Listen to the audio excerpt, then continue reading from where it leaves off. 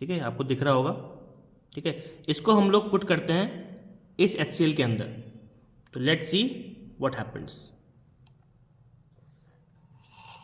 ये आप देखिए, again white smokes of hydrogen and black coloured solution for the formation of AlCl3 aluminium chloride. ठीक है, और ये जो आप आवाज़ सुन रहे हैं ये है फॉर्मेशन ऑफ हाइड्रोजन गैस, जिसको हम क्या बोलते हैं, पॉपिंग साउंड। जब भी हाइड्रोजन गैस बनती है तो बबल फॉर्म, जो बबल्स बन रहे हैं उनका जो साउंड होता है उसको हम क्या कहते हैं, पॉपिंग साउंड। तो कितनी ज़्यादा बढ़िया यहाँ पे रिएक्शन हो रही है।